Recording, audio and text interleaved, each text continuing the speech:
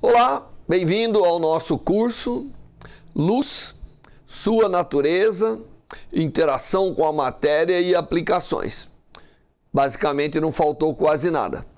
Tudo que a gente quer saber de luz está nesses 3 tópicos. O que nós vamos fazer nesse curso? Nós vamos primeiro procurar mostrar para você que a luz é importante, ela é um dos agentes físicos, talvez mais importante na nossa vida, embora nós não damos o correto valor a ela, mas sem a luz, vindo inclusive do sol, né, nós somos incapazes de ser o que nós somos. Nós dependemos da luz de várias formas, nós dependemos da luz para manter a vida no planeta. E como você vai ver, nós dependemos da luz para progredir e de alguma maneira resolver problemas associados com a nossa situação atual. Através do uso da luz, nós somos capazes de detectar coisas na atmosfera. Através do uso da luz, nós somos capazes de tratar doenças. Através do uso da luz, nós somos capazes de desenvolver a mais alta tecnologia para a química, por exemplo. Sem falar, obviamente, da física. Normalmente, para que a gente entenda tudo isso, é importante, primeiro, nós entendemos um pouquinho da luz ela mesma. Qual é a natureza da luz? Como que o homem entendeu? Como que a ciência conseguiu construir uma ideia e uma teoria que condiz com aquilo que é observado sobre a luz. Então, uma vez que a gente entenda muito bem o que é a luz, aí o próximo passo, obviamente, só isso já dá assunto para um curso todo, né? Um curso de ótica da luz e seu comportamento. Mas nós queremos avançar um pouquinho e dizer para você como que a luz interage com a matéria. Esse tema pode ser tratado em vários graus de dificuldade. Nós vamos usar uma linguagem coloquial, onde a matéria vai ser interpretada de uma maneira, a luz de uma maneira também simples, para que vocês entendam como que é a interação da luz com a matéria. Se é importante a gente entender a interação da luz com a matéria, bom, sem isso nós não podemos caminhar de fato com o entendimento da importância da luz na nossa vida. Sem entender como a luz interage com a matéria, nós não somos capazes de entender por que enxergamos as coisas. Por que no escuro você não enxerga as coisas? É necessário vir luz, é necessário estar na claridade para você poder entender como os objetos são enxergados. Muito bem, então nós temos que entender como é essa interação, como que uma luz vindo de uma lâmpada interage com um objeto e chega até aos meus olhos.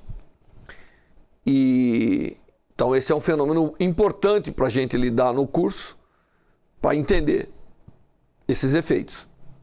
Mas, obviamente, além disso, nós temos que entender como que nós enxergamos as coisas, porque, caso contrário, nós não vamos fechar esse ciclo completo. Então nós temos que ter uma ideia de como nós enxergamos a natureza. E, obviamente, depois que eu entender tudo isso, o que o homem tem feito para aplicar a luz de uma forma adequada? Então, nessa primeira 2 horas, ou nessa primeira aula, envolvendo 2 aulas de 1 hora, eu gostaria de falar para vocês sobre os fundamentos.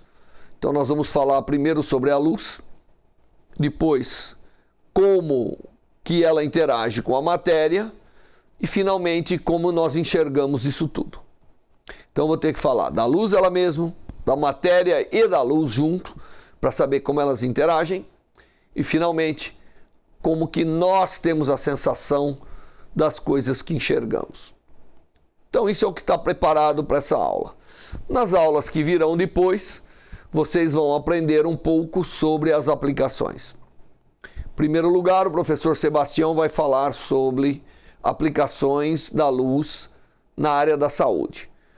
Como que são os métodos de diagnóstico, como são os métodos de tratamento, o que tem se feito, o que a ciência moderna pode fazer hoje com luz para contornar muitos dos problemas que nós enfrentamos na saúde. Depois vem o professor Euclides Marega, que deverá falar sobre aplicações da luz em outros processos, desde a nanotecnologia, passando por aplicativos da luz até a formação de novas fontes de luz, como também avançar a tecnologia para que a gente possa, de alguma maneira, contornar o micromundo, entendendo bem tudo que está acontecendo lá.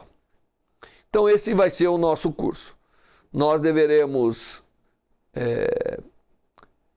ao longo desses três segmentos, explicar isso para vocês. Depois, finalmente, nós teremos uma aula presencial, onde nós deveremos debater alguns temas que foram vistos, colocar algumas situações novas e ouvir você, para que você possa fazer perguntas ou sugerir algum tema que você gostaria de ouvir ser debatido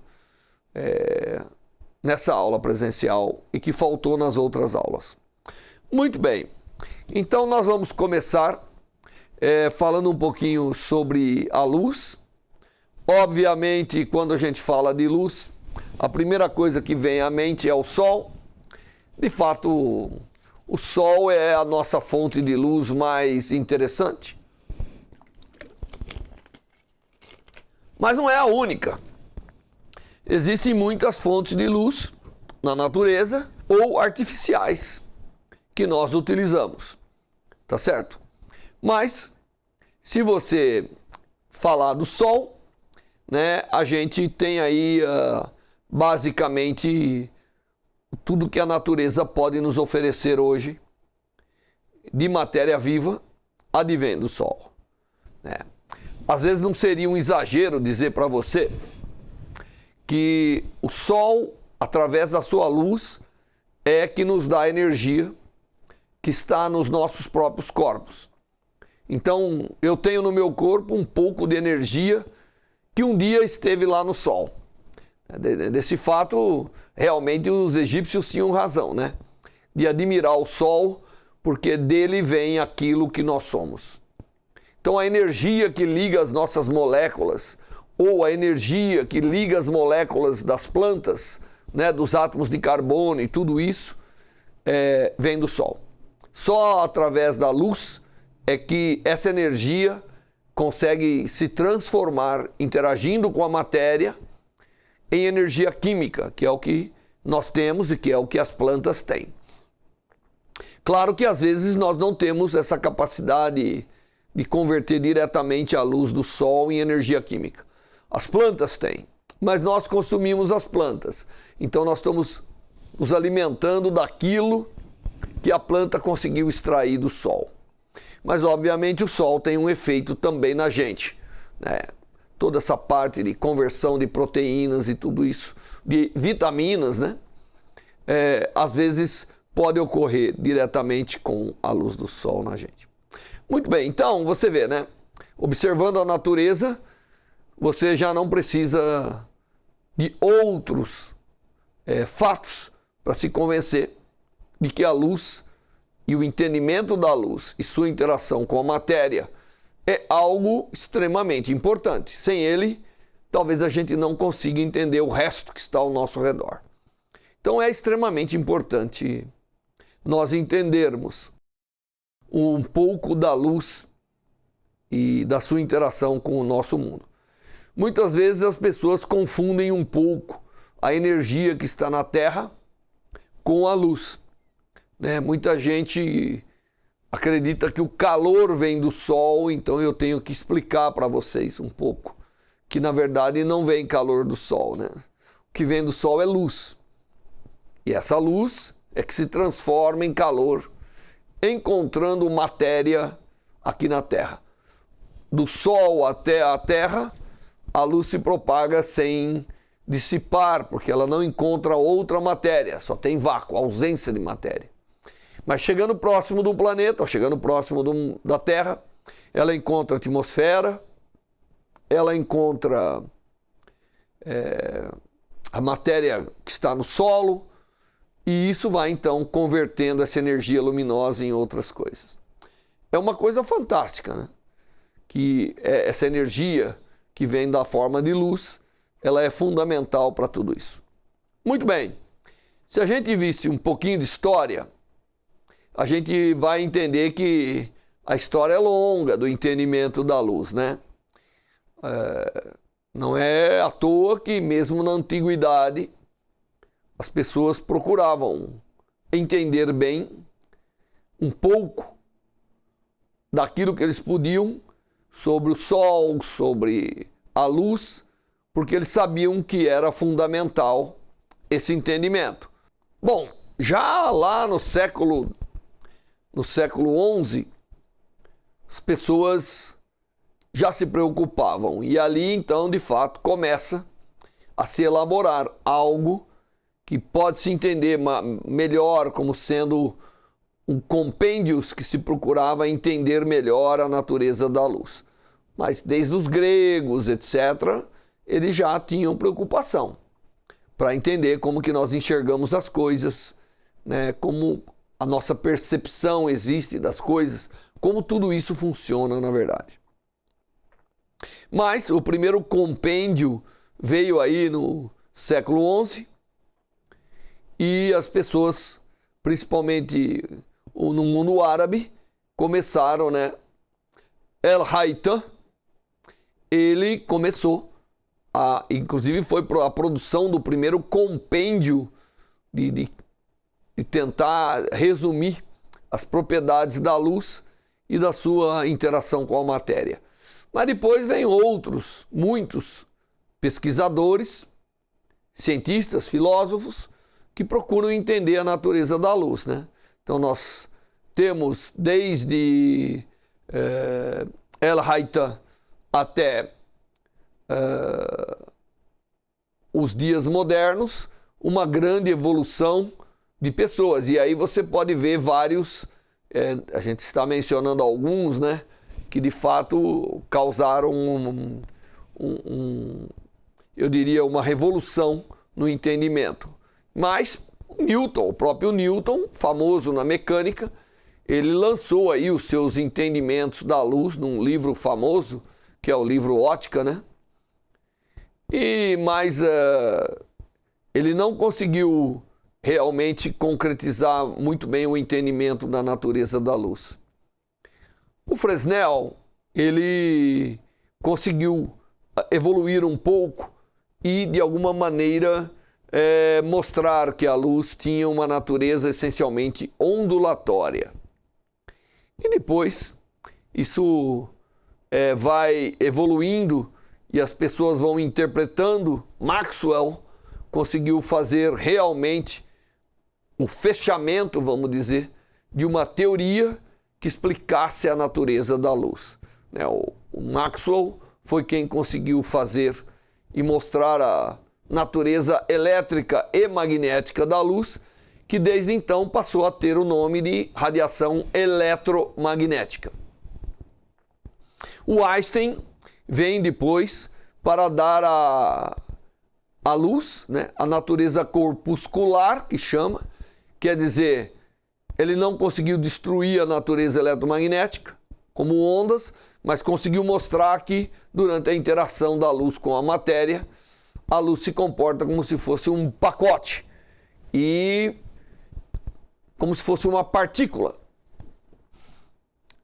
E nessa interação, as leis que se aprende da mecânica, ou seja, conservação de energia e momento, se aplicam relativamente bem. Depois nós tivemos inúmeras outras contribuições, inclusive do próprio Einstein, mostrando, através da relatividade, um valor da luz que a gente até então não conhecia. A luz acaba sendo uma entidade física que determina muitas coisas, né? A luz, a natureza eletromagnética e a velocidade da luz passam a ter para nós na natureza, uma concepção bastante importante, que é introduzido na relatividade. E aí depois vem a parte mais moderna da luz, onde se começa a aplicar a luz, produzindo luz de uma forma extremamente interessante, como é o caso do laser, do maser, até chegar às telecomunicações óticas e assim por diante. Isso é um pouco do histórico, não é verdade? Mas a luz, ela é o fenômeno físico que nos permite não apenas entender o macromundo, mas também o micromundo, como eu vou mostrar adiante, né? Foi através da observação da luz emitida pelos astros que nós pudemos entender um pouquinho o nosso contexto. Nós pudemos entender um pouquinho aonde estamos, não é? E a astronomia foi fundamental nesse aspecto, porque ela pôde verificar coisas que não estavam tão próximos da gente, tá certo? Inclusive entender a própria luz do Sol, o próprio astro maior aqui na nossa redondeza, que é o Sol. Mas foi olhando o universo através da luz que ele emite, tá certo? Ou através da luz que ele reflete, não importa, mas da luz que emana dos corpos celestes, é que o homem começou a entender o contexto, né, da onde ele está localizado nesse universo enorme, maravilhoso. Muito bem, mas não foi só para... Esse é o que eu chamo do macromundo. Mas não foi só aprendendo o macromundo que a luz foi importante. A luz passou a ser também importante para a gente entender o micromundo. Né? Vamos lembrar da invenção do microscópio. É uma forma interessante de você manipular a luz de tal maneira que eu consiga ver, através de ampliações, coisas que o meu sistema visual é incapaz de ver. Não é?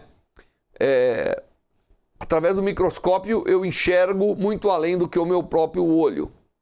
Bom, isso também se aplica à astronomia. Com os instrumentos, com o telescópio, eu consigo ver muito além do que o meu olho pode ver sem nenhum instrumento, que a gente chama a olho nu, né? E, obviamente, tudo isso é parte da ótica. Mas tem uma coisa que eu queria falar para vocês que é extremamente importante e que a luz que vem das estrelas nos revelou. Porque o primeiro olhando os astros e tudo isso, nós vimos que o universo era mecânico. Tá certo? As leis da mecânica. Mas depois nós vimos que ele era colorido. E que, portanto, era necessário uma interpretação disso tudo. Para a gente entender do que os planetas são feitos, né, do que existe lá, nós temos que olhar as cores, nós temos que olhar a luz e a natureza dela e suas características. Isso veio também da evolução da astronomia, não é verdade? Muito bem, então você vê, tudo isso para motivar você para aquilo que nós vamos conversar a partir de agora. E o que nós vamos conversar a partir de agora é a natureza da luz. Depois vamos passar para a matéria, a nossa visão, sensações. Muito bem, vamos... Aqui eu tenho uma lâmpada incandescente. Ela é uma lâmpada incandescente que chama, né? Ela tem aqui um filamento, como você pode ver ali na transparência. Eu passo corrente elétrica. A corrente elétrica aquece o filamento. Os corpos aquecidos, porque tem aí os seus elétrons e átomos muito agitados, emitem luz. Então, basicamente, a carga da matéria emite essa luz que você está vendo aqui. Essa é a luz incandescente. Tá certo? Que é muito... Foi a primeira, eu diria assim, luz durável, né, que nós tivemos. Antes disso, nós usávamos luz que vinham praticamente da energia química, seja queimando gás ou queimando óleo, né, queimando materiais voláteis, ou que fosse capaz da gente queimar. Bom, aqui então eu converto a energia elétrica que foi produzida diretamente em energia luminosa num filamento, um pequenininho que está aqui. E é uma luz que hoje já está ficando em desuso, né? E aqui eu tenho uma outra, que é a luz fluorescente. Deixa eu explicar por que ela chama luz fluorescente. Normalmente elas podem ser compridas, né? Como tem no nosso teto. Aqui você vê umas aqui em cima. Ou elas podem ser enroladinhas assim.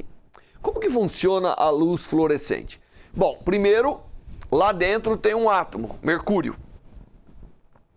Aí nós damos uma descarga elétrica que sai elétrons do filamento. Sempre sai elétron de um filamento aquecido, mesmo da lâmpada.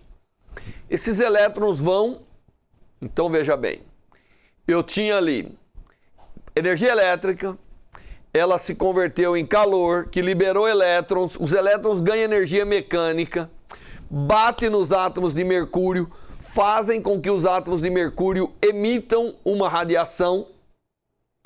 Essa radiação é ultravioleta, não daria para ver. Aí essa radiação ultravioleta interage com esse pozinho branco que você vê. Por isso que toda lâmpada fluorescente tem esse pozinho branco. Se você tirar esse pozinho branco, é radiação que você vê, o melhor que você consegue enxergar é um violetinho ali. Mas luz visível sai muito pouco. Aí essa luz ultravioleta interage com o pó branco e converte em luz visível. Quantas conversões tem aí na lâmpada fluorescente? Bom, primeiro vamos começar com a eletricidade, vai. A eletricidade converteu os elétrons em energia mecânica. A energia mecânica dos elétrons converteu em energia dentro do átomo de mercúrio, que emitiu energia ultravioleta. Então aí converteu em energia luminosa, já estou em 4 conversões.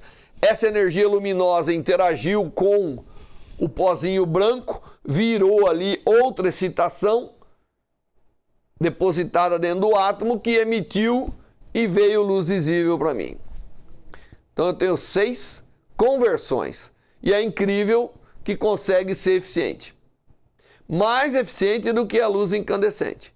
A luz incandescente tem uma eficiência muito baixa.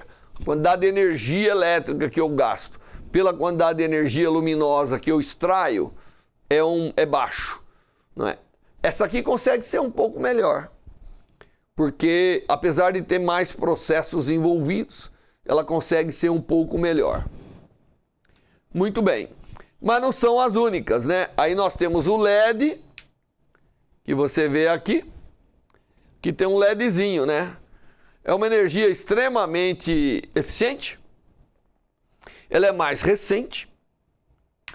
E o LED, em geral, é mais eficiente, porque você pega energia elétrica e já converte na excitação do elétron, que devolve como luz. Nós não vamos elaborar muito sobre isso, mas tem menos processo e é eficiente. Talvez dessas 3 fontes aqui é a mais eficiente. E com isso eu consigo ganhar mais luz por unidade de energia elétrica que eu gasto. Por isso que eu posso ter uma lampadinha com uma pilha, eu posso ter uma fonte bastante intensa, que é o que hoje está sendo aplicado. Claro que a tecnologia para produzir a luz LED, ela é conhecida já há muito tempo, e mais recentemente é que eles conseguiram juntar todos os elementos para fazer a luz branca, que na verdade são 3 conversões, produzindo vermelho, verde e azul, como nós vamos ver mais numa outra aula. Isso forma a luz branca como a gente conhece. Muito bem. E aí tem outros tipos de luz, como o caso do laser. Aqui eu tenho um laser, tá certo? Ele é bastante intenso, mas você não está vendo muito intenso aí. Mas é uma fonte de luz que se propaga em linha, né? Ela, além de ter muita energia, ela, aqui no caso, é uma conversão, é como se fosse um LED Só que eles conseguem pegar essa luz, colocar dentro de uma cavidade, ter um processo de amplificação e faz com que toda porção de luz seja igual. É por isso que o laser anda todo mundo numa única linha, né? Se eu passar por aqui, chega uma hora que passa na câmara sensível aí, não vou iluminar direto, porque senão a câmara pode ser afetada. No entanto, ela anda num único spot, tá certo? E ela anda em linha reta, o laser.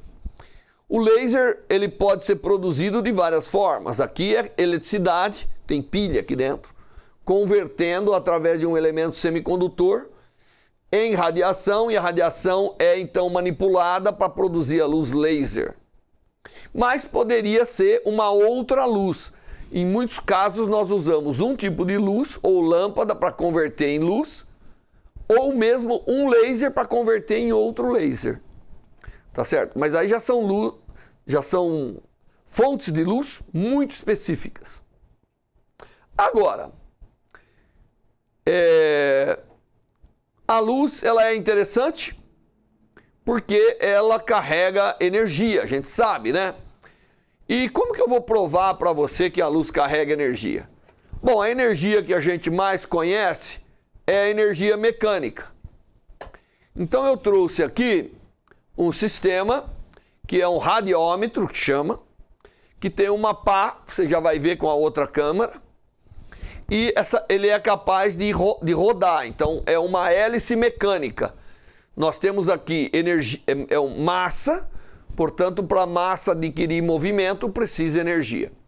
E o que eu vou fazer aqui, eu vou ligar essa luz incandescente na proximidade do radiômetro e ver. O radiômetro aqui é uma cúpula de vidro, portanto, não passa outra coisa senão luz por aí, nem calor passa pelo vidro, nós sabemos. E aí o que acontece? Acontece que a luz, se eu interromper aqui, esperar um pouco, o radiômetro vai desacelerar, tá vendo? Aí eu libero, a luz passa pelo vidro, interage com essas pás que você está vendo, gera calor, o calor aquece o gás ao redor, o gás empurra a hélice.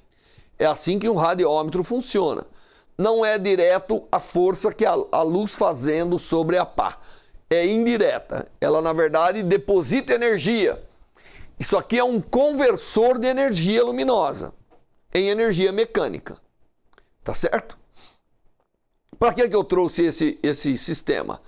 Para mostrar para você como que funciona a conversão da energia. A luz, ela é energia de uma certa natureza, que eu vou explicar. E aí ela é capaz de produzir energia mecânica, né, passando por uma parte de vidro que é transparente, interagindo com a matéria que está lá dentro, rodando a matéria, isso ela faz através de aquecimento, mas não importa. Isso demonstra que a luz ela carrega energia, que pode virar energia mecânica, como nós estamos demonstrando. A energia da luz pode virar muitas coisas. O radiômetro é um exemplo dela virando energia mecânica. O laser, em alguns tipos de laser, é um exemplo da energia da luz se convertendo em outro tipo de energia. Claro que, segundo as leis da termodinâmica, eu não posso fazer isso com uma eficiência de 100%. Então, quanto eu estou produzindo de energia mecânica aqui, é muito menos do que a luz que está incidindo nessas pás. Uma parte é perdida nessas pás. Tá bom? Mas é um exemplo importante da conversão da energia luminosa em outro tipo de energia. O radiômetro é um instrumento muito interessante, eu diria até fantástico, tá certo? E qualquer uma dessas fontes de luz poderá fazer movimentar o radiômetro, porque qualquer uma dessas fontes de luz, incidindo ali dentro, vai ser absorvido por aquelas placas. Se você notar, o radiômetro tem uma placa preta e uma placa branca. A placa preta absorve mais do que a branca, então você produz, né, é como se fosse uma folha de um lado é preta, do outro é branco. A luz bate, no preto ela é mais absorvida, ela aquece o gás é expelido e empurra. Se você notar, ela sempre vira do lado preto, faceando a lâmpada, né? Deixa eu colocar aqui para você ver. Você vai ver que sempre o lado preto, ele empurra essas pás. Não importa aonde que eu coloque isso, vai ser o lado preto que impulsiona as pás do meu radiômetro. É um exemplo interessante, né, dessa conversão de luz em luz em energia, porque o que eu tenho ali é energia mecânica, e a energia mecânica não pode passar pelo vidro, né? Mesmo que eu assopre aqui, ó, não passa. É a luz que passa, como se fosse do Sol vindo para a Terra, passando por todo o espaço, chega aqui, ele encontra a matéria e energia começa a ser produzida. O radiômetro é um exemplo importante dessa produção de energia que acontece aqui no nosso planeta. Muito bem, então vocês viram isso, né? Eu não elaborei muito sobre o laser, mas o laser é um instrumento como está aí na nossa figura. Você produz luz, essa luz fica dentro de uma cavidade, produz mais luz interagindo com a matéria e no final você tem todo mundo se propagando numa única direção. A gente costuma dizer que um laser, ele clona porções de luz, então entra uma porção nessa direção, se a matéria tiver com energia, ela devolve energia adicionando luz naquela mesma direção e aí acaba saindo um feixe, né? Porque todo mundo é parecido e isso dá à luz uma característica importante. Obviamente, a pergunta que eu faço nesse momento, afinal isso aqui é um curso, é se a gente pode converter luz em energia tendo o processo inverso desse que nós vimos. E a resposta é sim. Nós conseguimos produzir, se eu tiver algo com muita energia mecânica, como no radiômetro, eu poderia de alguma forma, num certo nível, a nível atômico, produzir luz. É por isso que os corpos aquecidos emitem luz.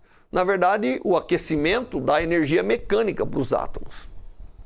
E quando ele está bem quente, tem tanta energia mecânica nas cargas que emitem luz para fora.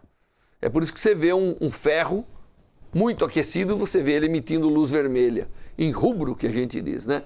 Se você continuar aquecendo e ele não derreter antes, ele vai emitindo luz cada vez mais próximo do branco. Do azul, ele vai emitindo luz com todo o espectro. Muito bem, então eu mesmo já dei a resposta. Muito bem, agora nós chegamos num ponto importante. Nós queremos saber do que a luz é constituída. E para saber do que a luz é constituída, você vai lá e começa a olhar as suas propriedades. Tá certo? Muito bem. Nós sabemos que a luz reflete numa superfície. Não é isso? Nós sabemos que ela anda em linha reta. Então o Newton pensou, pô, isso é como se fosse uma partícula, né? Se eu jogar uma partícula na superfície, a lei de conservação de momento faz com que a bolinha bata e saia no mesmo ângulo. Se você pegar uma bolinha de tênis e jogar, ela bate e sai. Se eu jogar perpendicular à parede, ela bate e volta. Exatamente o que acontece com a luz no espelho, não é verdade? Então, o Newton, ele teve a ideia de que a luz deveria ser constituída de partículas. E essa ideia tinha que explicar outros fenômenos, né, se a luz fosse constituída de partículas. E, inclusive, o Newton conseguia mostrar que se fosse partícula, quando passasse de um meio para o outro, ela sofreria um pequeno desvio. Tá certo? E esse desvio da luz é chamado refração. Então, dizem que o Newton conseguia explicar isso. E essa refração ela é importante, como, por exemplo, todo mundo sabe que quando você vê um peixe olhando por cima da água, a posição aparente dele não é a verdadeira, né? Diz que o índio sabe bem isso, então ele sabe jogar a flecha ou a lança para caçar, não na posição que ele vê, mas na posição que ele sabe que o peixe estará lá. Esse é um fenômeno da refração, é essa mudança de direção que a luz sofre ao passar de um meio para o outro, dois meios transparentes, o ar e um bloco de vidro e assim por diante. Muito bem, mas a ideia do Newton, ela não persistiu eternamente não, porque a luz sofre um fenômeno que é chamado de interferência. Na verdade, ela sofre vários fenômenos. Um deles é a interferência. O outro é a difração. E o Newton, através da sua constituição de partícula, que é natural, né? O Newton foi quem formulou a mecânica. Ele queria explicar tudo com mecânica, inclusive a natureza da luz. Então ele falou, imagino isso como partículas, né? E o Newton estudou muito a luz, as cores, a decomposição, isso vem de Newton, né? Num prisma e tudo isso.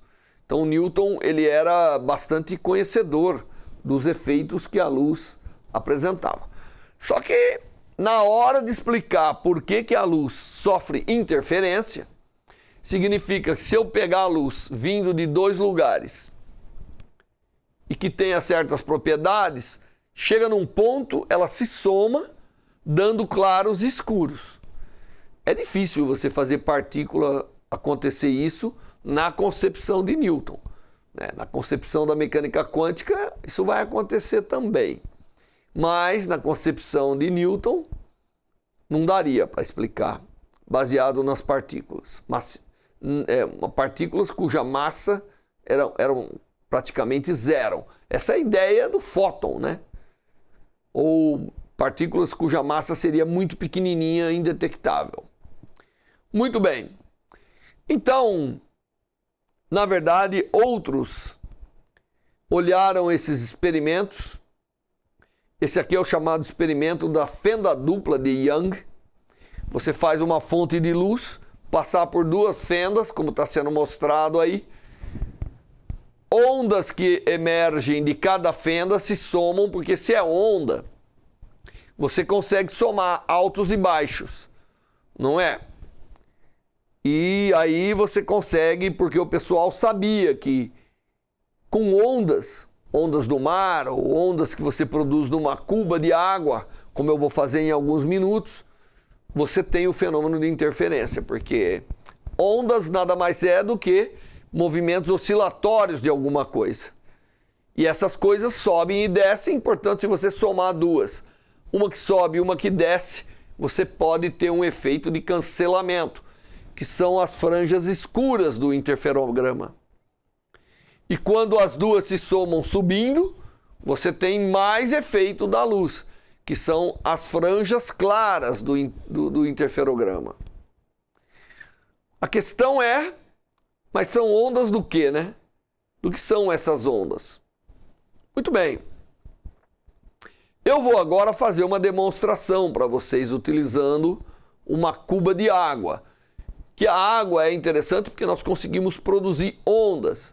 Elas não são iguais às ondas de luz, mas são ondas da mesma natureza, oscilações de um meio, né? No caso da água. No caso da luz, ainda nós não sabemos oscilação do que é. É isso que nós vamos aprender na aula. Essas ondas que constituem a luz são ondas de quê? O que está oscilando na luz, tá certo? Mas antes de ver isso, deixa eu explicar para vocês o experimento da cuba, que está localizado aqui ao meu lado, você pode ver aí no vídeo, que eu vou explicar e vou projetar essa onda para vocês. Então eu tenho que colocar uma câmera que está mostrando ali a superfície de uma água, você está vendo o reflexo das lâmpadas que estão no teto na água, mas já já eu vou apagar. Muito bem, essa cuba, ela tem aqui uma câmara, ela tem água, aqui é a água, como você pode ver, e eu vou produzir oscilações na minha cuba, certo?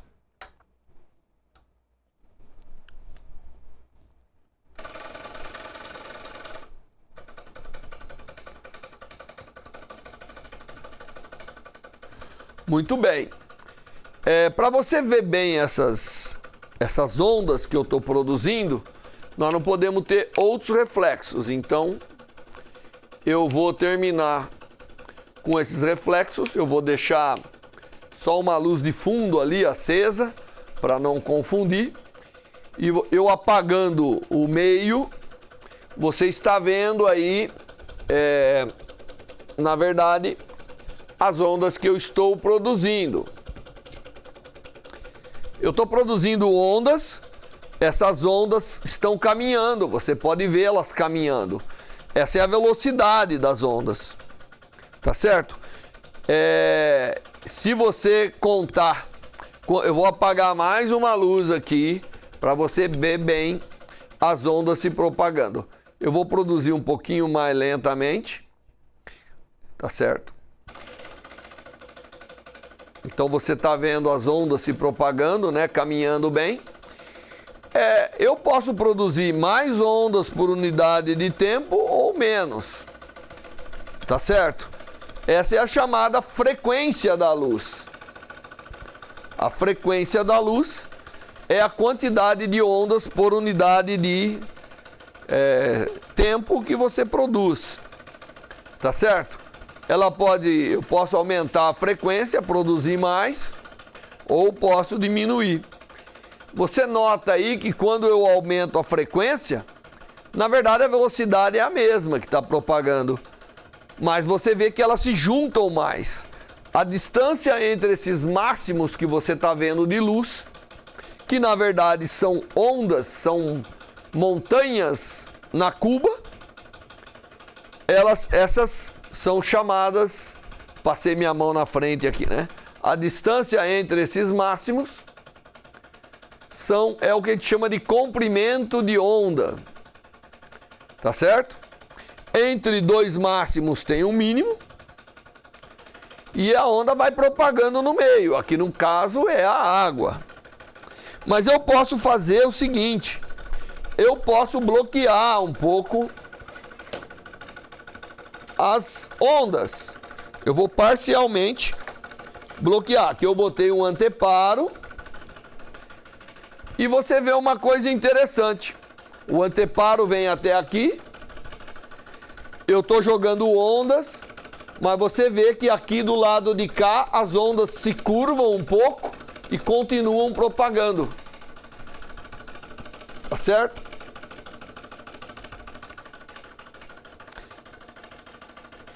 Esse fenômeno que a onda sai daqui, vem aqui. Aqui tem um obstáculo. Ela, na verdade, contorna o obstáculo.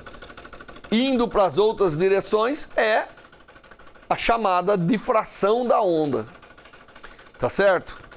Então, esse é o fenômeno da difração. Se eu botar mais próximo aqui, você consegue ver melhor as frentes de onda que estão ali né, cada um dessas partes luminosas aí é uma frente de onda e você está vendo, na verdade, a luz, a difração da luz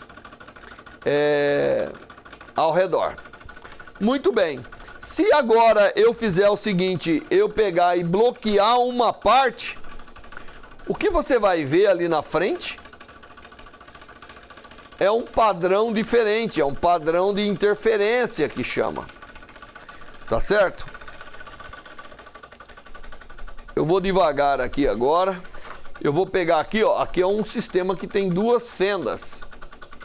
E eu vou pôr aqui nas minhas ondas, que são ondas que a gente chama de ondas planas, porque elas pegam todo o espaço. Note o seguinte, não tem nenhuma onda. Eu vou jogar uma frente de onda. O que você observa é que ao redor de cada uma dessas fendas começa a produzir ondas parecendo ondas esféricas. E rapidamente essas ondas começam a se somar, formando um padrão que é o chamado padrão de interferência. Se eu botasse um objeto aqui, um obstáculo, eu vou ver que tem pontos que são sempre sem onda e é que aqui está caminhando, né? Então fica difícil. Mas se você ver, tem vales e lugares claros de onda. E na fenda, ó, é a mesma onda que eu estou mostrando para vocês. A mesma frente de onda.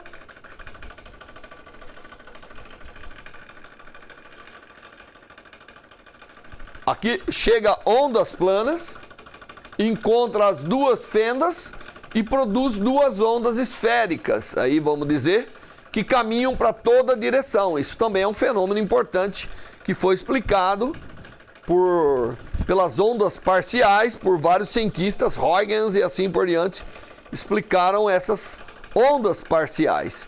E aí você acaba, essas ondas que advêm das duas fendas, caminham regiões diferentes de acordo com o que você está vendo, e você cria um padrão de ondas caminhando aí na tela com locais que não vão ter ondas.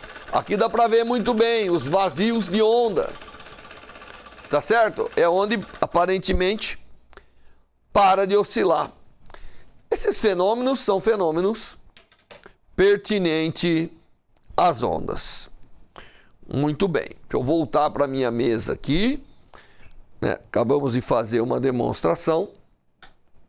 Agora vamos acender as luzes do estúdio. Então, nós vimos que as ondas, no caso ondas mecânicas que eu produzi numa cuba, elas sofrem interferência e elas sofrem difração. E o interessante e intrigante é que a luz também sofre esses fenômenos. Não é? Eu não vou demonstrar aqui a difração da luz, mas se você pegar um laser e colocar na ponta de um alfinete, você vai ver um fenômeno muito bacana que sai para todo lado, que é um fenômeno de difração. Se você botar numa gilete, passando na corte dela, você vai ver que forma um padrão com máximos e mínimos, que é a difração. Então, o que o pessoal viu? O pessoal viu que a luz apresentava vários sintomas que eram pertinentes a ondas, como a difração, como a interferência. Bom, então o que eles pensaram? Bom, a luz deve ser uma onda. Mas a gente não sabia muito bem onda do quê. Aí entra Maxwell. O Maxwell chega com aquilo que eles conheciam de eletricidade e consegue fechar um conjunto de equações que são conhecidas de equações de Maxwell e consegue, de alguma maneira,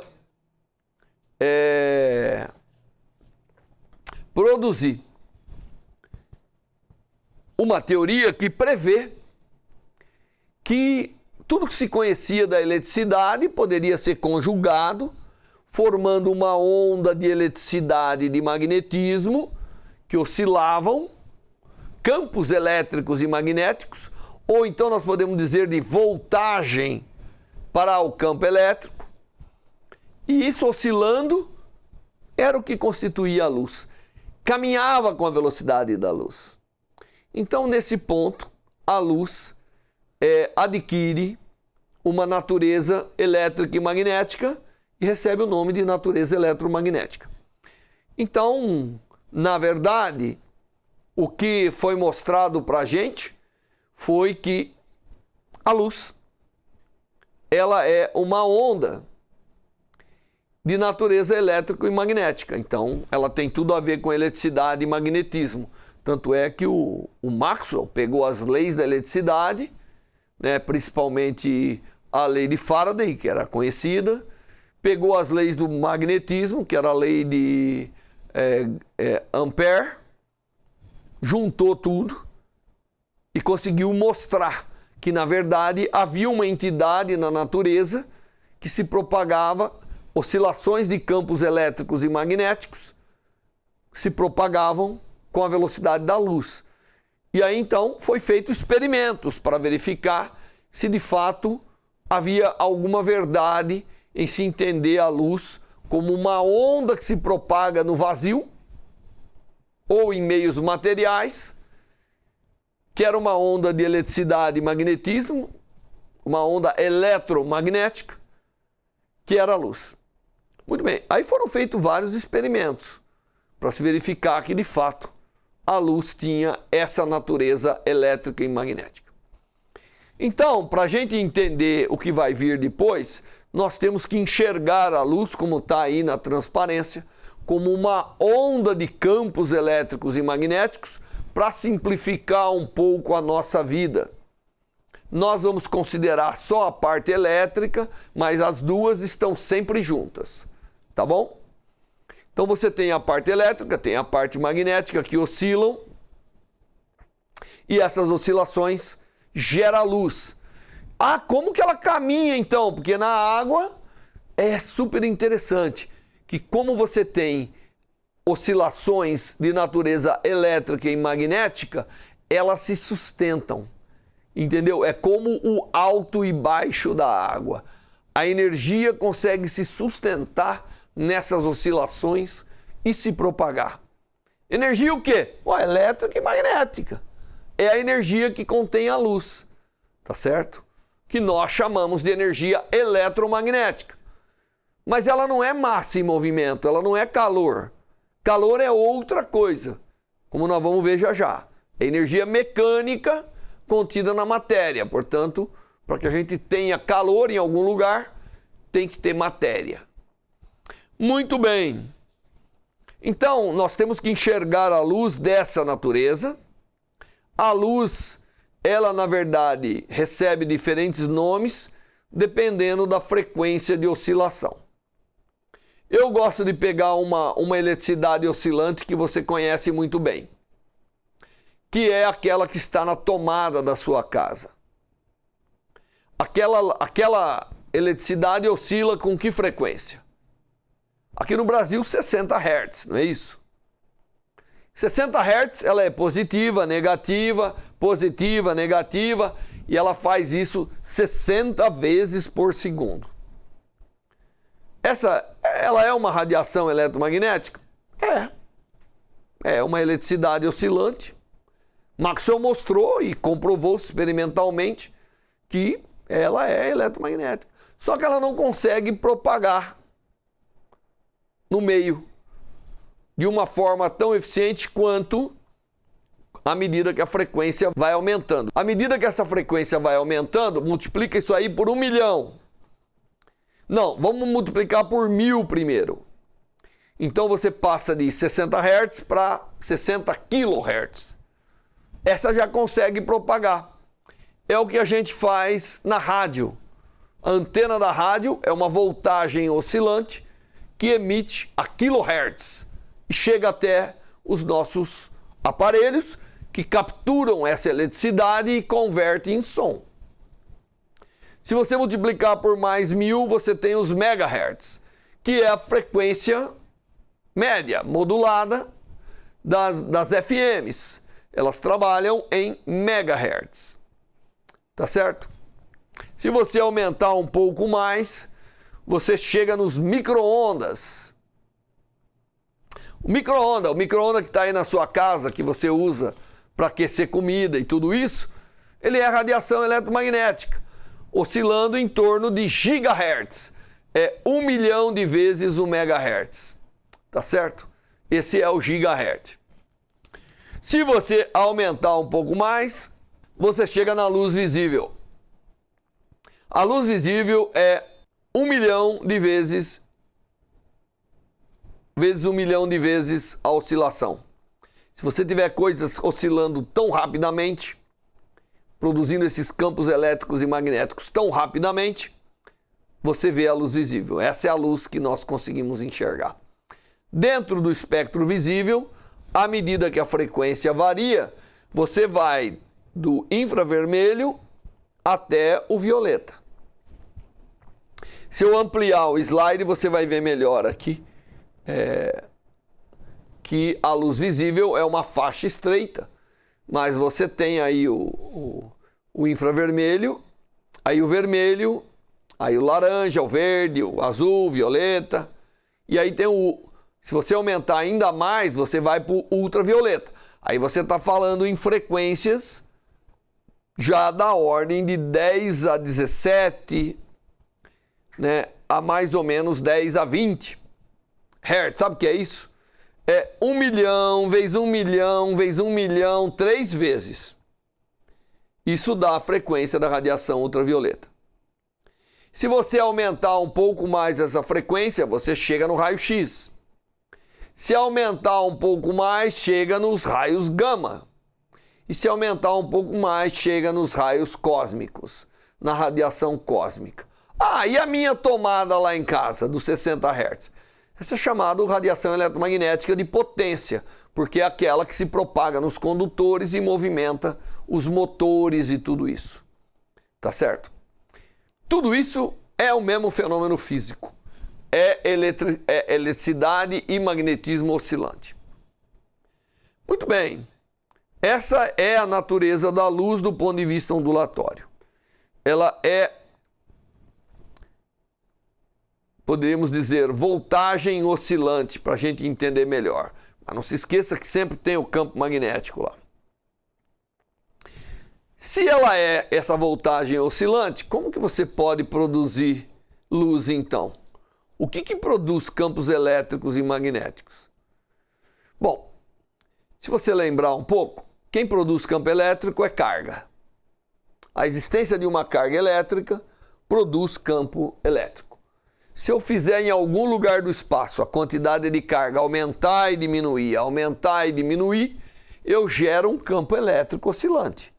Portanto, essa coisa que eu estou fazendo aumentar e diminuir a carga, se eu fizer na frequência correta, você vai enxergá-la, porque ela vai emitir luz visível. Mas para isso eu tenho que estar ali a praticamente 1000 vezes 1 bilhão de hertz, de vezes por segundo. Essa é a luz visível. Uma outra forma que eu tenho é colocar a carga em movimento, subindo e descendo, subindo e descendo. Então, para quem está a uma certa distância, ela vê um campo elétrico que sobe e desce. Ao mesmo tempo que a carga em movimento produz um campo magnético. Então, aí já produzi tudo junto. Cargas oscilando produz campos elétricos e magnéticos. E aí ela produz luz. Por isso que uma forma eficiente de produzir luz é através de cargas oscilantes. E eletricidade que você, de alguma maneira, converte em luz. Tá certo? Muito bem. Então, nós temos, para entender a interação da luz com a matéria, nós temos que, de alguma maneira, levar em conta e manter na nossa mente que a luz é esse campo, né, essa onda de eletricidade e magnetismo se propagando. Aí nós vamos entender bem como ela interage com a matéria, porque é o nosso próximo passo do curso, é entender como que a luz interage com a matéria. Muito bem. Então agora o próximo passo do curso é interagir a luz com a matéria. Todo mundo sabe que a matéria é feita de átomos e moléculas. Eu iria fazer uma demonstração aqui dos átomos e moléculas para vocês. Mas não vou fazer. Vou manter aqui o slide. E átomos e moléculas são feitos do quê? São feitos de cargas. A carga positiva, em geral, formando o chamado núcleo atômico, e a carga negativa, que são os elétrons, formando uma eletrosfera, formando uma nuvem ou um envoltório ao núcleo, né, de cargas negativas. Normalmente, a quantidade de carga negativa e positiva são iguais e a matéria se apresenta neutra para a gente. Tá certo? Então, a matéria, apesar de ser neutra, ela tem lá no seu íntimo cargas. Né? E cargas, quando a gente fala em carga elétrica, qual é a primeira coisa que vem à mente? Eletricidade. Bom, mas peraí. A luz não é uma eletricidade oscilante? Campos elétricos oscilantes? E o que o campo elétrico faz sobre carga? Uma força. Então, quando a luz encontra matéria, apesar da matéria ser neutra, ela tem lá no seu íntimo cargas positivas e cargas negativas. E ela faz forças opostas na carga positiva e na carga negativa. Se você se lembra um pouco aquilo que aprendeu de atomística, você vai lembrar que o núcleo é pesado, é onde está a massa da matéria. O elétron, pobrezinho, ele é muito leve. Ele é 2.000 vezes, em torno de 2.000 vezes mais leve do que o menor núcleo que existe, que é um próton. Então, quando você faz uma força, embora a força seja igual, mas tem uma partícula muito mais leve, lembre-se da mecânica, a força é igual. Mas se a massa é pequena, o efeito é diferente. Então, a força que a luz faz sobre a matéria acaba sendo essencialmente perturbadora para as partículas mais leves, que são os elétrons.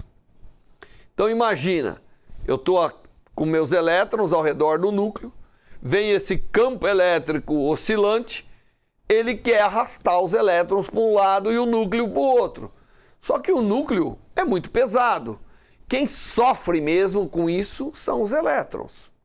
Os elétrons são bastante perturbados pela presença do campo elétrico da matéria. Agora, o elétron também interage com o campo magnético, porque o elétron é como se fosse carga em movimento.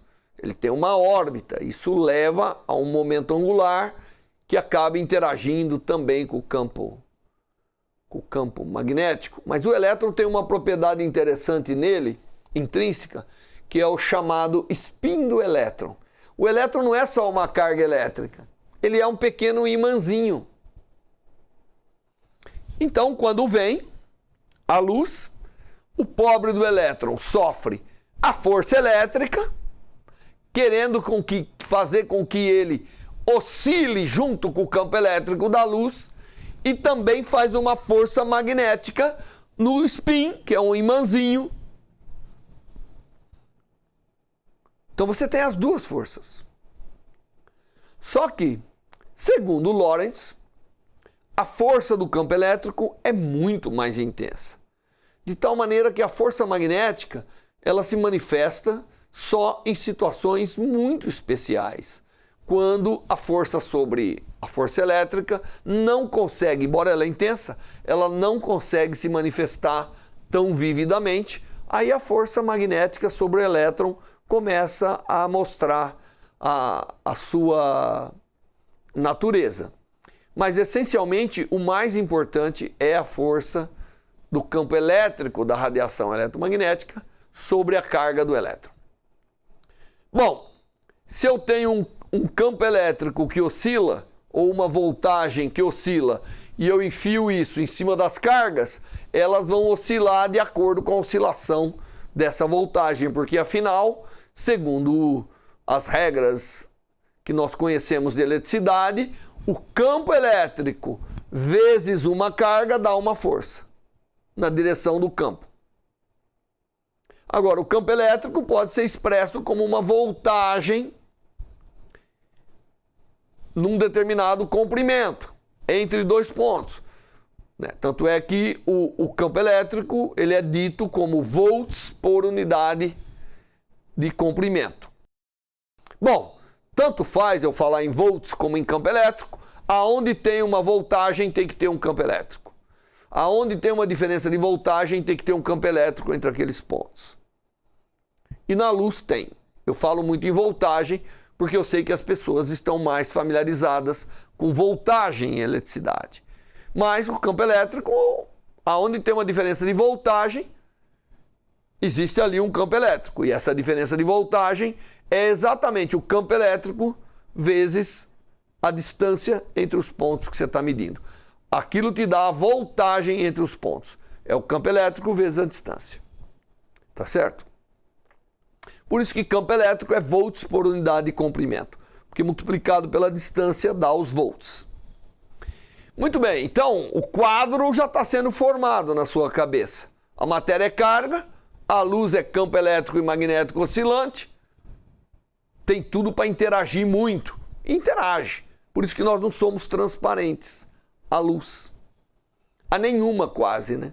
Às vezes a gente absorve pouco, mas a gente absorve. Então, para você entender como que a luz interage com a matéria, eu fiz aqui um cartoon.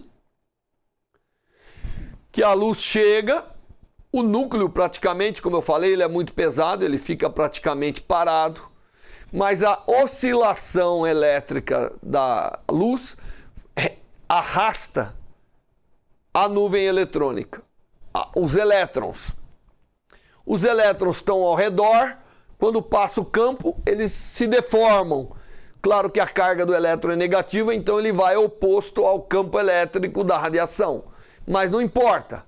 Isso significa só que enquanto um vai para um lado, outro vai para o outro, mais o movimento oscilatório é transferido para as cargas. O que acontece com esse movimento oscilatório? Devido a esse movimento oscilatório, muitas coisas acontecem. Imagine os átomos ligados uns aos outros. Quem que é a ligação entre os átomos? São os elétrons, são as ligações químicas, os orbitais químicos, que a gente aprende em química. Se eu chacoalho isso, os núcleos, que são a massa da matéria, começam a chacoalhar também. Você não consegue, chacoalhando o que liga duas massas, manter as massas paradas. Então, quando a luz interage com as cargas, ela vai interagir com as cargas através de forças elétricas, mas vai, como consequência, produzir oscilações das massas. E a oscilação da massa, o que é? Calor. É por isso que ficar o Sol esquenta.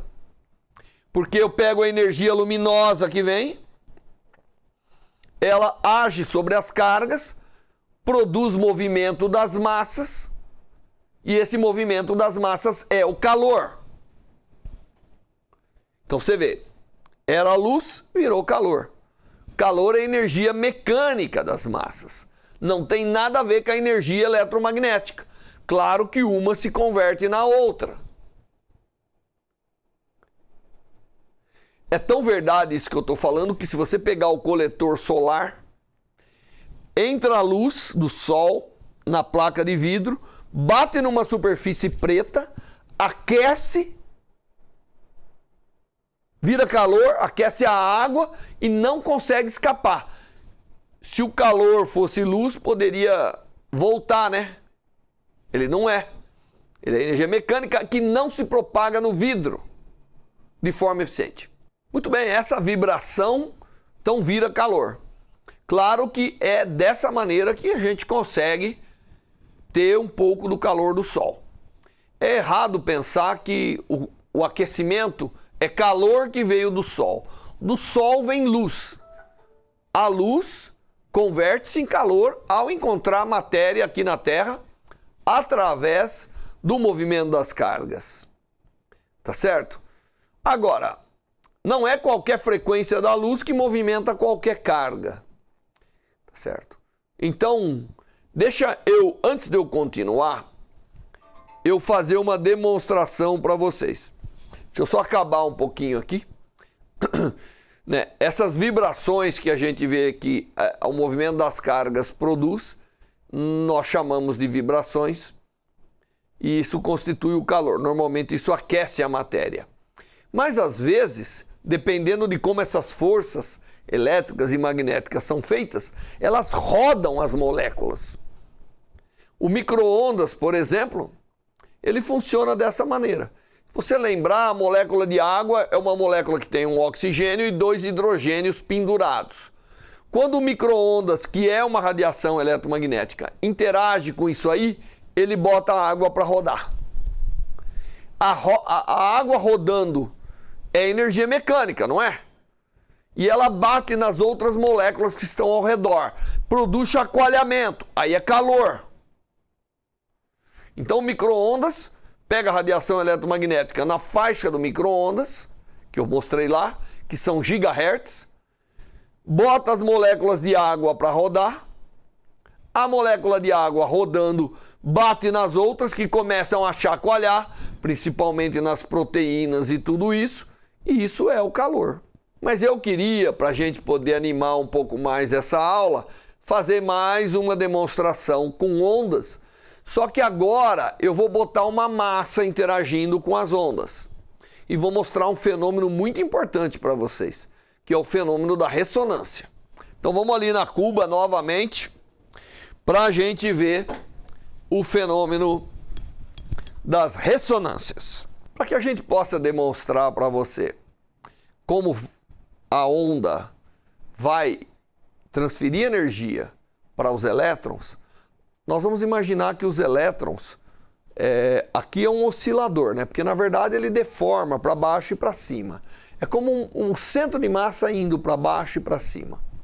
Então o nosso modelo de átomo vai ser um oscilador, um sistema massa-mola.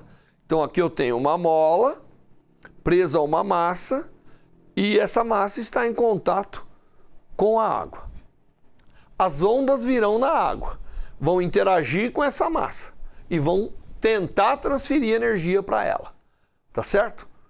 Da mesma maneira que as oscilações eletromagnéticas na luz vêm, encontram as cargas e transferem energia para as cargas. Tudo bem? Muito bom. É claro que esse é um modelo clássico, né?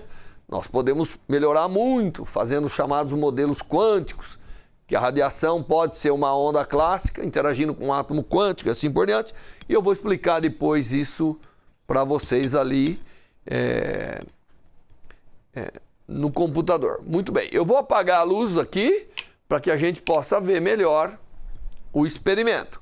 Então você está focando em cima de ver ali a minha massa que deve absorver energia das ondas. O que você vai observar quando a energia for transferida? Você vai observar a massa começar a oscilar para baixo e para cima. Bom, você vê, se eu aumentar mais a frequência, você pode imaginar que ela vai oscilar, mas não está oscilando não. Tá certo? O que está oscilando é a câmara aqui.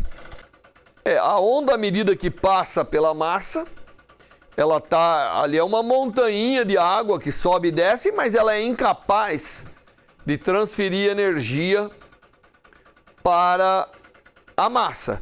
Eu poderia aumentar um pouco a frequência da onda, produzir mais ondas por unidade de tempo, mas mesmo assim não vai excitando nada da nossa massa. Mas observe o que vai acontecendo quando eu começo a diminuir a frequência. Aí você já começou a ver ela oscilar. Se eu chegar numa frequência que é baixa para esse sistema, realmente eu consigo transmitir mais energia para esse sistema massa-mola. É isso que acontece quando a luz interage com a matéria. Existe uma frequência de luz que interage mais com um tipo de matéria do que outras. É por isso, como a frequência da cor, é por isso que muitas vezes as coisas têm cores, porque elas conseguem interagir melhor com determinadas frequências da luz, como eu vou explicar. Aí você nota uma coisa importante, inclusive, eu dou energia para a massa, aí a massa emite energia no meio para todo lugar. Esse é o processo de irradiação. Eu tenho um objeto, ele absorve luz, as cargas chacoalham e jogam para todo lado. Por isso que você, mesmo iluminando uma cadeira com um holofote, em todo ao redor da cadeira, você ainda vê a imagem da cadeira. Por quê? Porque é a luz emitida. Como você pode ver, essas ondazinhas esféricas aqui, emitidas para todos os lados, é a chamada luz espalhada pela matéria. E é através dessa luz que a gente consegue ver os objetos. Se eu for agora aumentando a frequência, não só para a emissão, o espalhamento, como a própria massa para de acumular energia. Se eu voltar novamente na frequência, eu vejo que tem, aí começa a querer absorver, eu vou chegando numa frequência mais baixa, o sistema vai absorvendo mais e mais energia e começa até a emitir energia. Olha que beleza aí, quanta energia está sendo absorvida. E se eu for muito para baixo, essa energia também não é intensa. Existe uma região de energia que é a mais apropriada para transferir energia para a matéria, chacoalhando as suas cargas. Esse fenômeno chama-se fenômeno de ressonância. A matéria gosta de absorver um determinado tipo de frequência e essa emissão que você vê aí é o espalhamento. É graças a isso que a gente vê as coisas. Por quê? Porque à medida que a carga... Esse é um exemplo interessante. Se eu parar por completo, ainda está emitindo ondas. Tá certo? Porque a carga oscilante produz também um campo elétrico oscilante, que é a luz que é devolvida para a gente. E normalmente isso acontece na mesma frequência. Essa é uma demonstração interessante sobre a interação das ondas, no nosso caso, ondas eletromagnéticas, com a matéria. Aqui o oscilador representa as cargas. Muito bem, então nós vimos que a onda ela faz chacoalhar os elétrons e os elétrons emitem de novo. É assim que a gente enxerga as coisas, é a luz que foi de alguma maneira absorvida e emitida para a gente. Não é? Essa luz emitida, você vê, nem toda a luz consegue... existe muita luz, às vezes eu tenho um objeto vermelho, eu jogo luz branca. A luz vermelha é a luz que ela devolve para a gente, ela consegue emitir de volta. A luz, as outras componentes, ela absorve tudo e faz virar calor na sua matriz, no seu corpo. Tá certo? É assim que as coisas funcionam. Muito bem. Também nós vimos e demonstramos na cuba a emissão da luz. A emissão é extremamente importante. É assim que funciona a rádio. É assim que os átomos emitem luz para a gente observar. Na verdade, a matéria, ela não é esse modelo, como eu disse. Isso é um modelo para te explicar, é quase isso. Mas o pessoal descobriu, a física descobriu, que quando eu jogo luz sobre o elétron, ele muda de órbita. E aí, no retorno, ele emite luz. Mas é bem parecido com essas oscilações que nós vemos. A energia absorvida pela matéria, como nós vimos, ela pode se transformar em energia mecânica.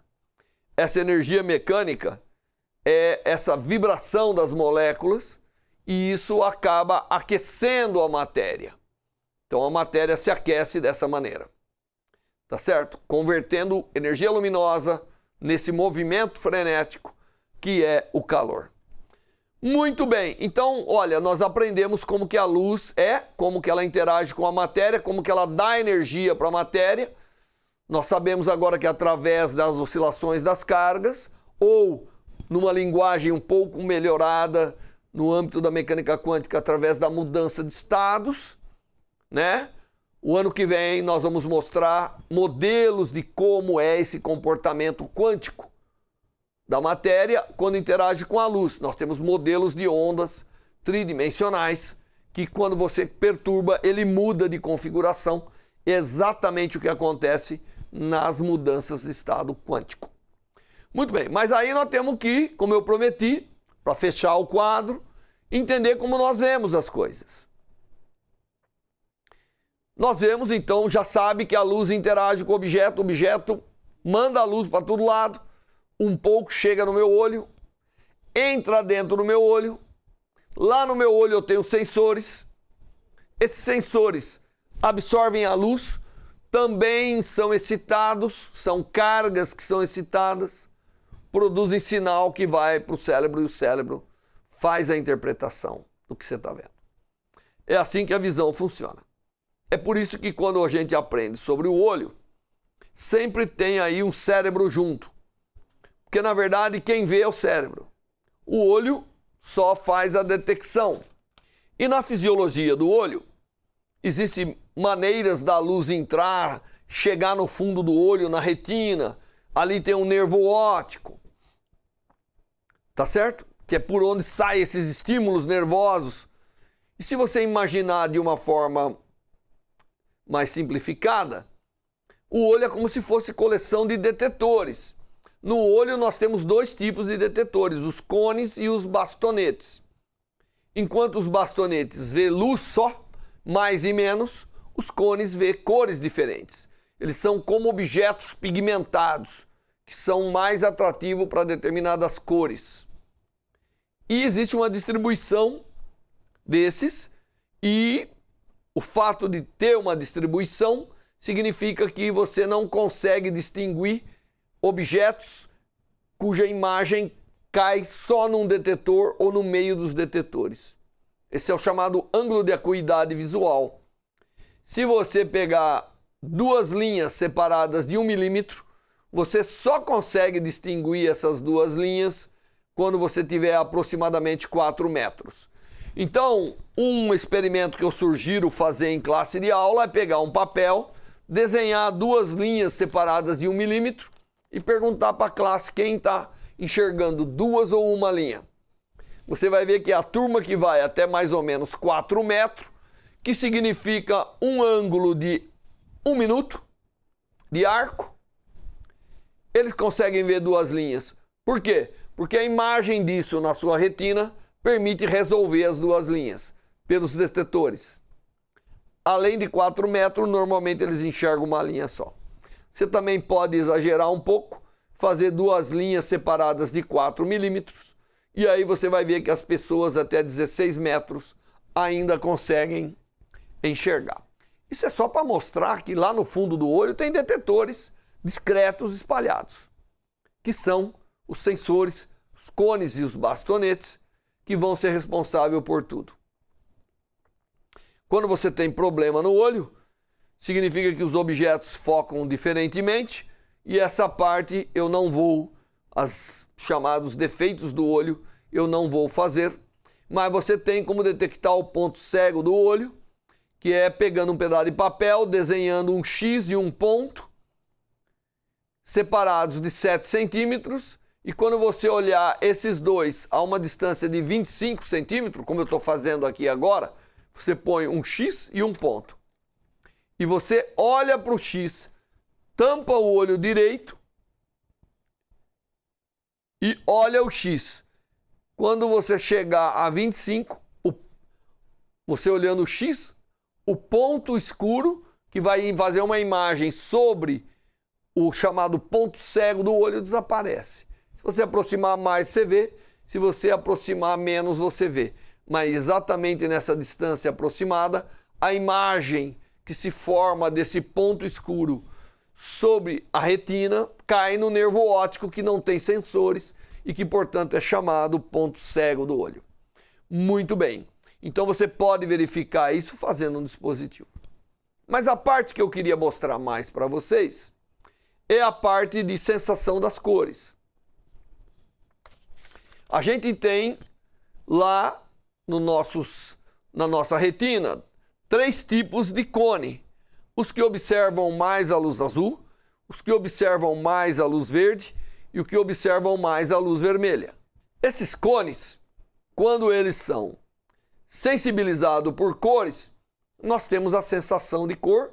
Por quê? Porque é carga que vai chegar ali vai excitar, vai conduzir ao cérebro e ele vai interpretar cada cor. É assim que a gente vê as cores que estão ao nosso redor.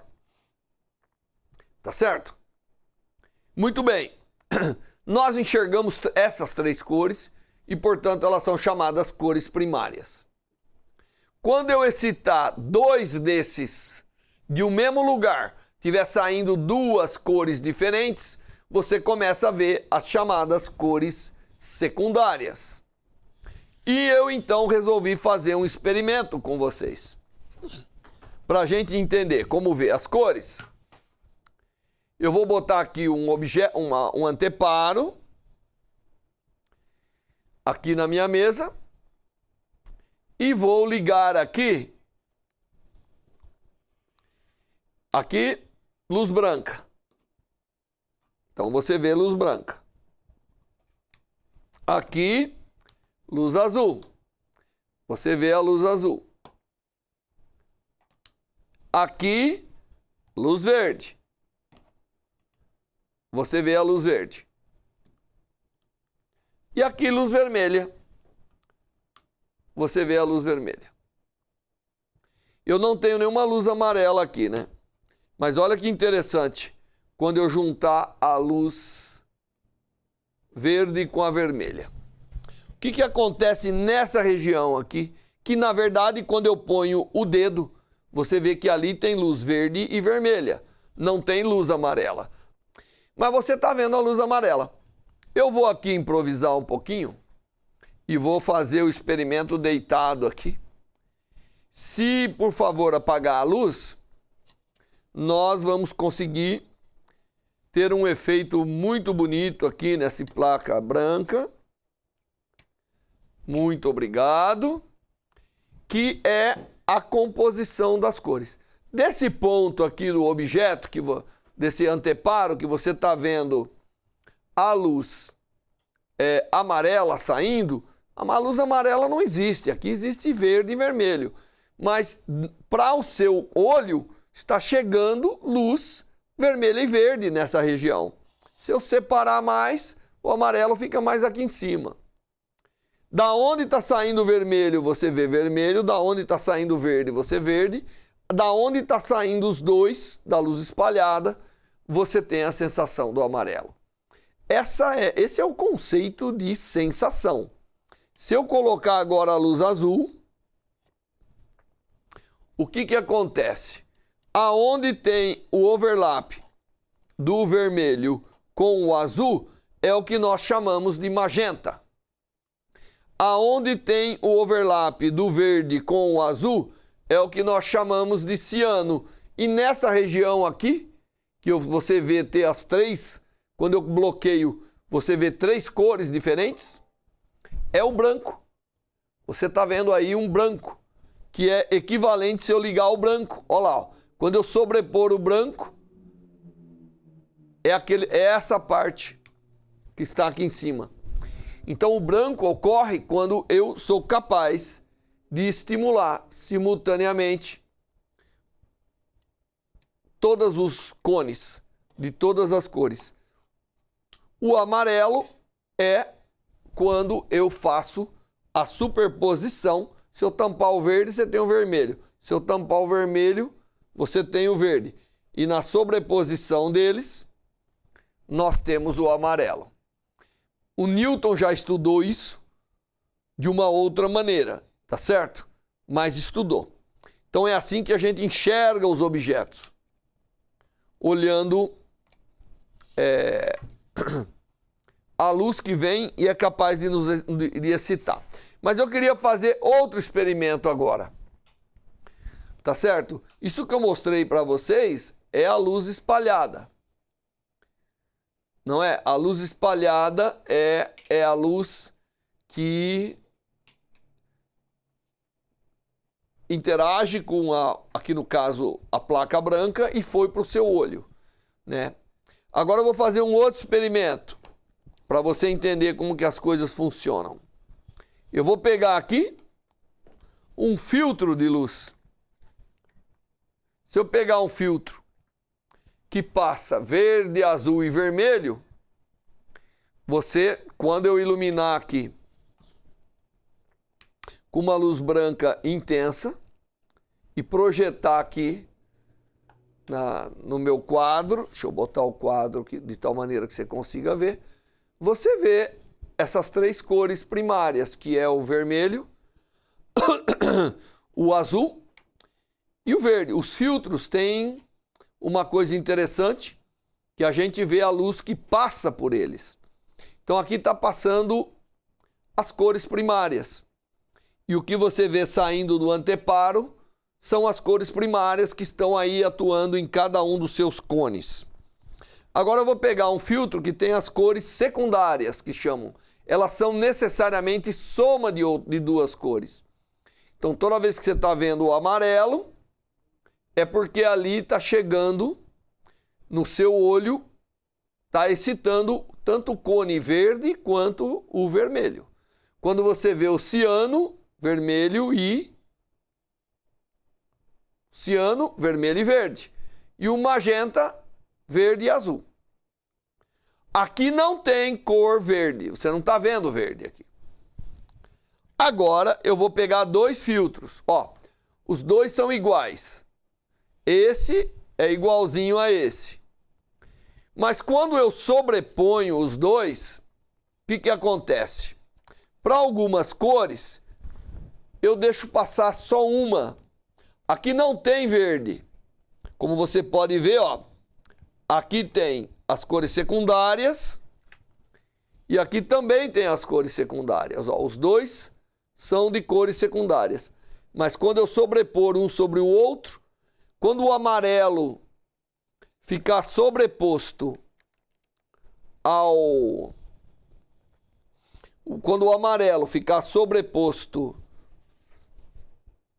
ao ciano, por exemplo, só sobra a luz verde. Então, na diagonal, eu continuo tendo as cores primárias. Na diagonal.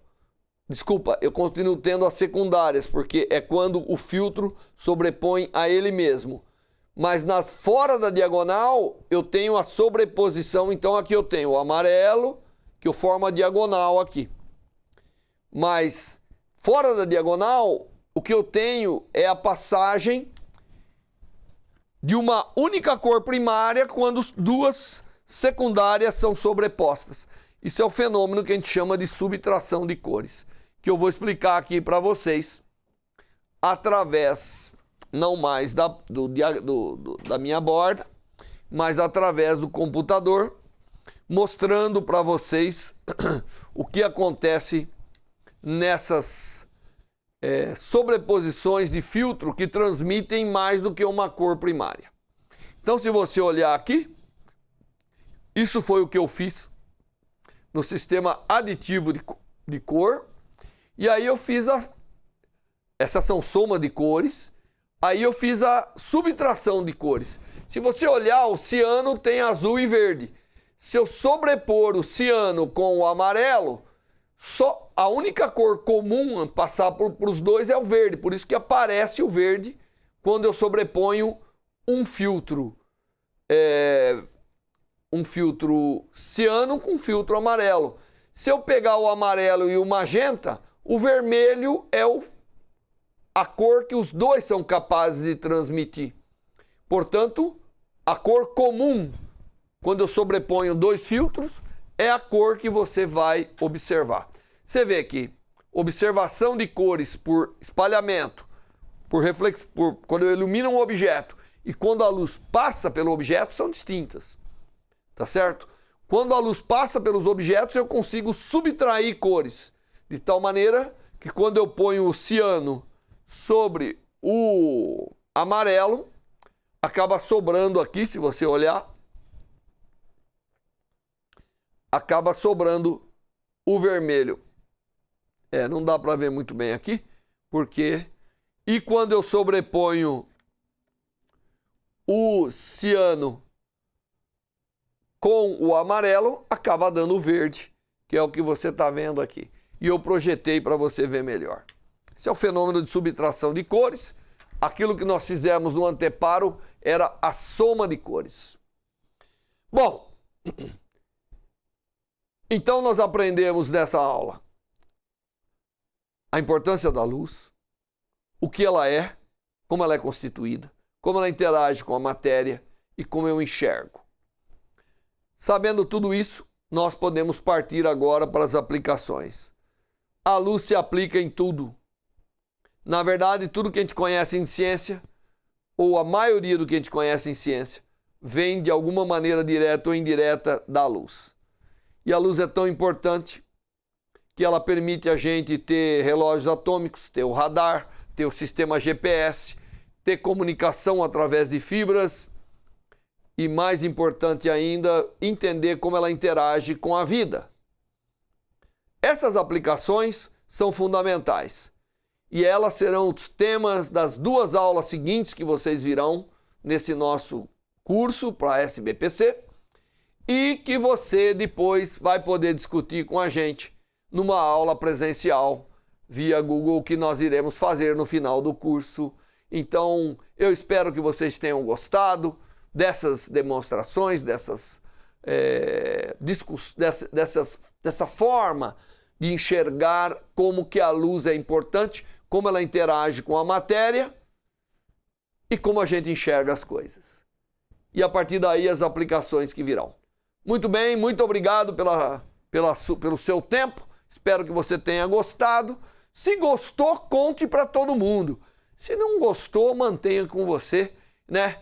Mas se gostou, mande todo mundo ver a nossa aula aqui, nesse esforço que a SBPC está fazendo para que vocês possam ir tendo um pouco das ideias que nós temos aqui quando estamos no laboratório estudando a interação da luz com a matéria. Muito obrigado e até a próxima.